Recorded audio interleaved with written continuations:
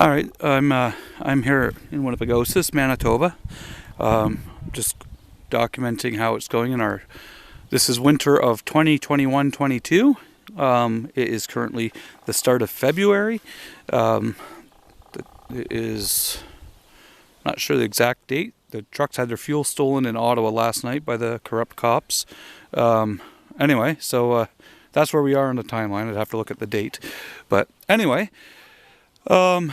This is our 6th year with bees, and I've tried different things in the past. Here there are 28 hives buried under this snow with these tubes and pipes coming out. Just documenting what has worked and hasn't worked in previous years. The first 2 years I had 4 hives, and we had bought commercially supplied bee wraps, or like a bag kind of thing that goes around a set of 4 hives, double high, and then a great big pillow that goes on top, and it keeps the supposed to keep the bees warm. Oh, there's a bee flying right there. It's just come above freezing today, and we're seeing life. Good signs. For the first 2 years we bought those. They're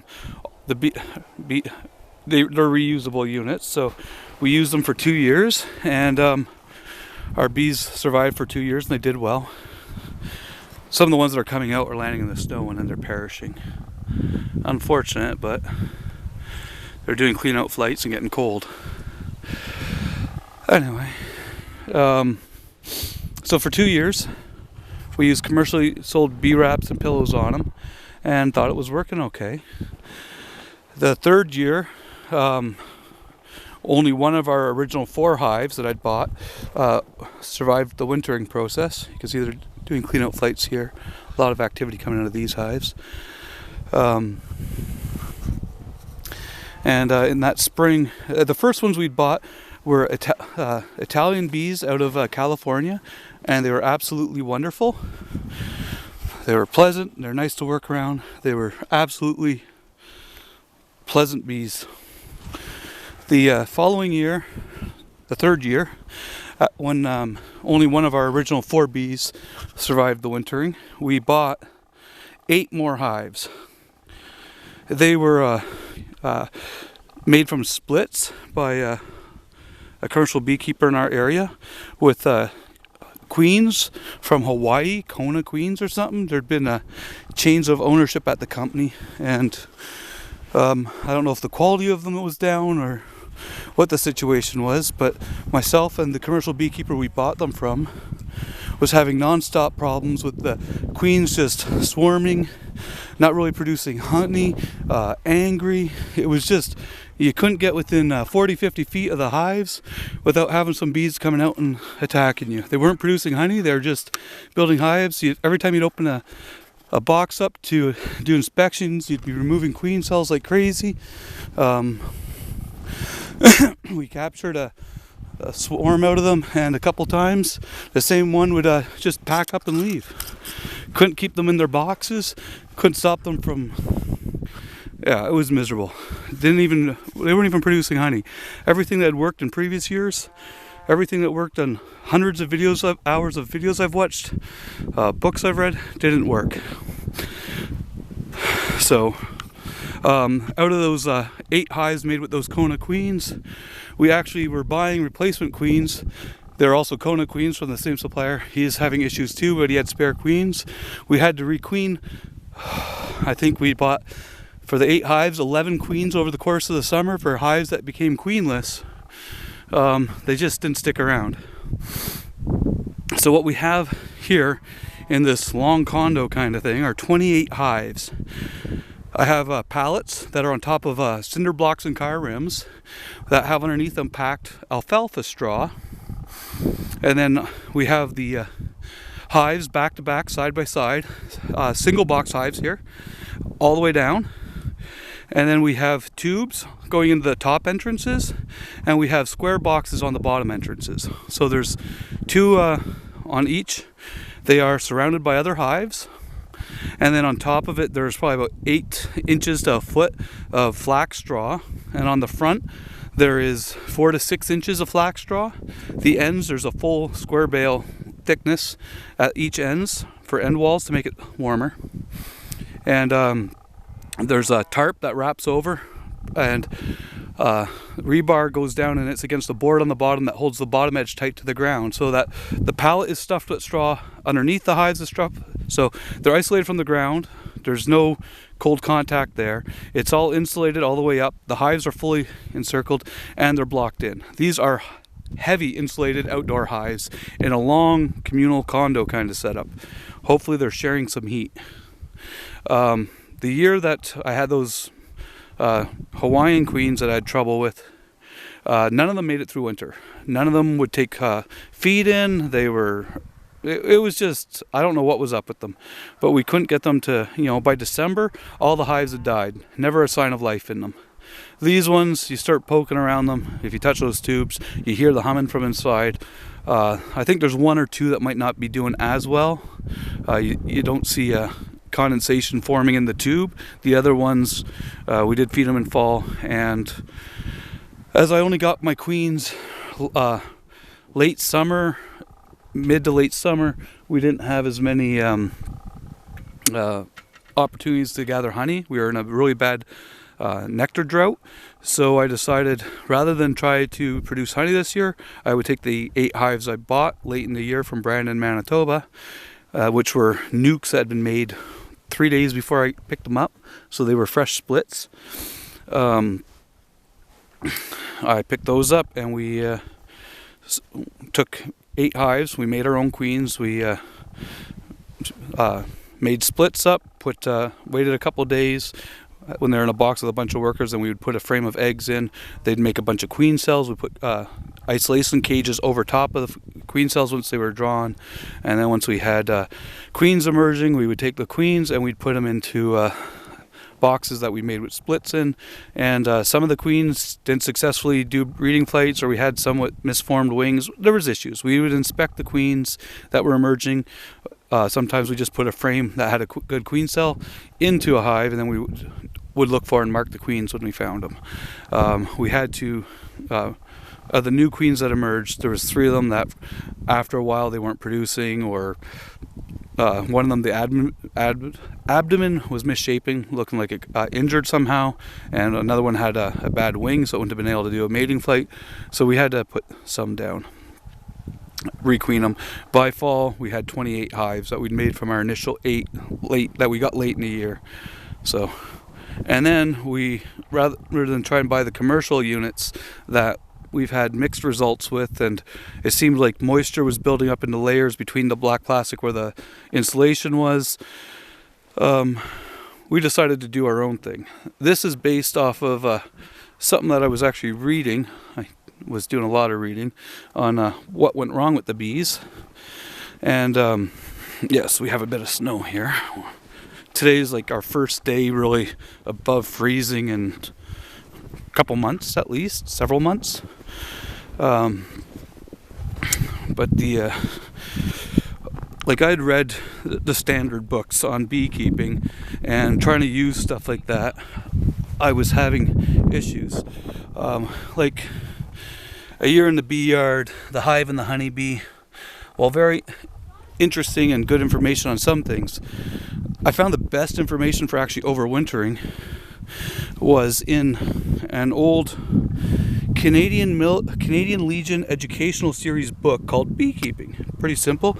It was made in '46. These were to teach returning young soldiers from the wars, or Second World War, essentially to have some life skills for small holdings. There's engineering. There was a whole stack of books that we got from the late effects of a late veteran who had passed away.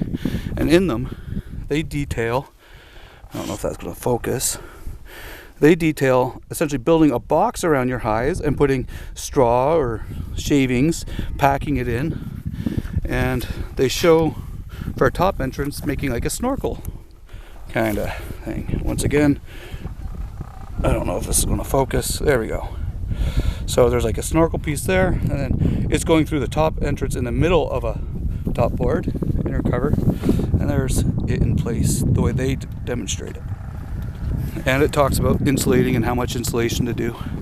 So I went a little different. My top entrances have the front entrance, so I got some old used water pipe, heated it up, folded it, bent it. So I screw this right onto the top cover, over top of the top entrance, and it allows them to go in. On the bottom, to extend, I use sloped bottom boards, and this is what I have screwed on, where I have an entrance reducer on it, and at the entrance reducer I have this, so there's a little gap there so that if moisture does come out, it can come out between, and the bees can use this to get to the outside. And the insulation is packed up around these, plastic comes down, and it is taped to it. So this has worked. At this point, we're into February, and all the hives seem to be alive, and some of them were splits that were made pretty late in the year and weren't the strongest, so it's doing really well. I'll know in spring more just how well it's doing. I want to get some feed because they're all single boxes, and something I saw in a Canadian beekeeper guy in southern Manitoba. Nice to be so far south, and beekeeping makes it easier, but up here in the north, sometimes with our short days, we find ourselves working after nighttime with the bees, and I find they get quite aggressive. And I saw indoors he was using a red flashlight that was recommended to him. And after seeing the success of that, I ordered this thing in, and it's quite bright, but it's a red light, and hoping that'll make beekeeping in the dark a little easier. So this is just to document what I did this year, so I can look back in the future and say, man, I was stupid, that didn't work, don't do that again, or wow, that really worked. I'll have to remember that. And anyway, and that's actually just a 22 I use for skunks, and that's for bigger problems. But the skunks come in after the bees. They scratch the bottom board, they make the bees come out and they eat them. And you come in and you see all the scratch marks on the entrances, and the pile of dead bees lying around, and they can actually cause last year wasn't bad, but the first year we had, there was a lot of bees I had to deal with. So anyway, as you might tell by the stuff sitting around, old equipment, nothing new. We try to maintain what we have, but we're trying to find more affordable ways to do this system. I used scrap lumber, pieces of rebar that were kicking around, and we had to buy a couple tarps. The hay was actually some old stuff that was stored in a barn that was given to us. We didn't have to buy the hay. And it is alfalfa hay, so it should be less chance of mold and stuff. And we did use varroa strips in the hives, and we are treating them. They were taken out before they were closed up for winter. That was in the fall when we were getting them ready. But that is hopefully something that'll work well, and if it does, we will be repeating. There is a couple of feet of snow on top of there. That's good insulation. They seem to be warm. They seem to be doing well, and hopefully this will work for the future. But if anybody is getting into beekeeping, in a nutshell, you need to learn how to do it. If you can find it, this Small Holding Series number 9, Beekeeping, from the Canadian Legion Educational Series. It's based on a time before people had access to mass-produced, beekeeping supplies. It was, I guess there was stuff available, but it wasn't based off of indoor beekeeping and everything. It talks about, it's in a nutshell version, but at the same time, being so much smaller than those other books, I'd say the information is almost, it's more compact and more easy to follow, and stuff that is clearly working better for winters than other stuff we've tried. Anyway, that's all I have to say on that, and hopefully this will work for the future, if this can help anyone else. And we're talking in an area where we're getting into the minus 30s, minus 40 Celsius. It does dip below minus 40. This year it hasn't really much, but it's not unusual here to be a week or two of solid deep 30s to 40s. And the light wraps that we bought with the big padded pillow on top just didn't cut it. So this is just scrap wood from a old barn that fell down, plywood from an old mobile home trailer, and some roofing nails. Drilled it to, had to pre-drill because it's all dry wood, but a couple screws to anchor it onto the entrance, so that goes that up, and then above it we have that at the top entrance. So they still have two entrance ways. Lots of airflow when they need it, but they seem to be warm. First day we're letting the geese out this year, they're going absolutely loving it. There's like 17 of them. So anyway, that's hopefully good advice, and if it's not, I will put in the comments in the future, do not try this, I was an idiot. Here's what not to do in the future. But the way it works, it seems to be working at the moment, and we don't have indoor wintering, and this year I got to buy a bunch of supplies to try and make this work. But anyway, once again, an attempt at beekeeping in an extremely northern climate where bees, for all intents and purposes, never wanted to be. Anyway, that's all.